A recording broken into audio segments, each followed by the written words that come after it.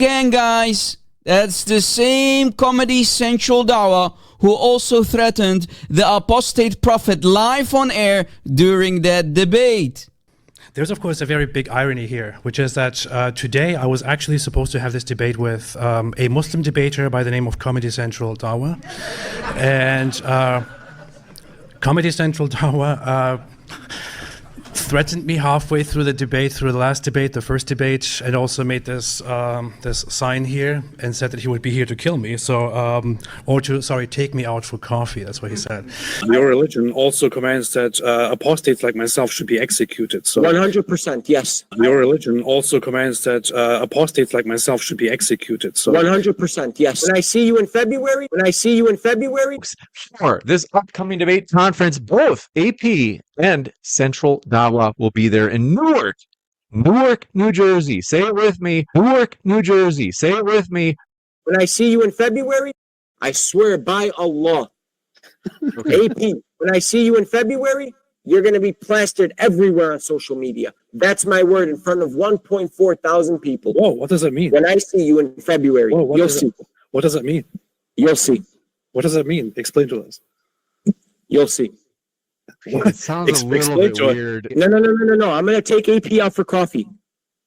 This Take one's him from out. Main. Take him to a nice little coffee date. That doesn't really make it much better. So They say And then he's question going to have a sword in his side, just like Paul did in the New Testament. After that, he had to be dropped. We had to look for a different Muslim debater instead, but there was no Muslim debater who would actually come up and peacefully have a debate. This is, of course, very, very, very telling. At this point, it is still very difficult for us to tell whether Islam or Christianity is worse for society. And it's the same Comedy Central Dawah who became an apostate at my hands when I debated him a couple weeks ago. Last but not least, give me an authentic chain for Ibn Ishaq. My last challenge to you, if you do it, provide me an authentic chain for Ibn Ishaq.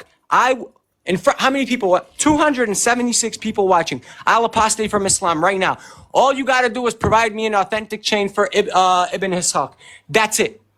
Central Dawah will leave Islam if you can provide an authentic chain for Ibn Ishaq. Go ahead, Rob. Make me apostate in front of 300 people. Go ahead. Okay, are you done? Guys, he's going to leave Islam now. He said, if I can show him one authentic hadith from the mouth of Muhammad bin Ishaq, he's going to leave Islam. I'm going to make you leave Islam. Sahih hadith. Do you see it? Jami' al-Tirmidhi 3089. Sahih.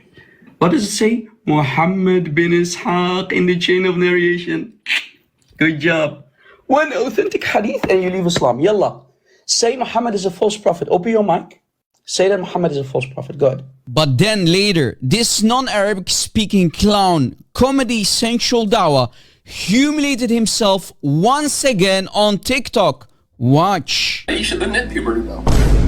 If I prove to you Aisha hit puberty when she married Muhammad, would you call yourself a dumb dog? Prove it. Bukhari 476. The wife of the Prophet said, Aisha, I had seen my parents following Islam since I attained the age of puberty. Not a day passed, but the Prophet visited us both in the morning and evening. So this is even before the consummation to the Prophet. Guys, he said that I can't show evidence that Aisha radiallahu anha reached puberty when the Prophet marry her. Here is the direct evidence from Sahih Bukhari, the book itself. Wait, you disgusting liar.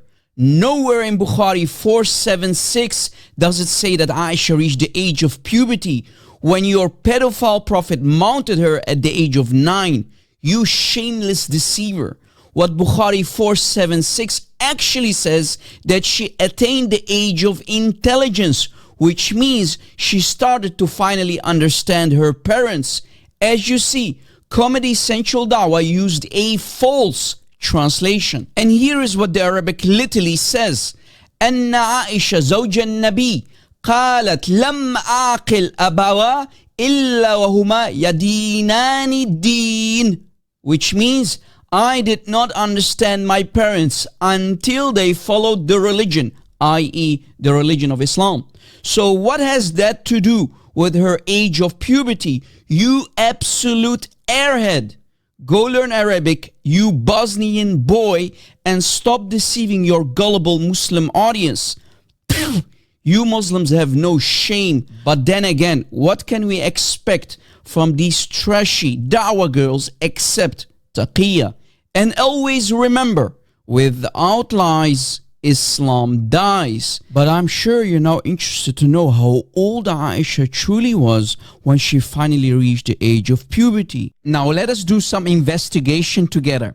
In Fath al-Bari, volume 10 by Ibn Hajar al-Asqalani, on page 544, we can find the necessary details to finally solve the issue behind Aisha's age of menstruation.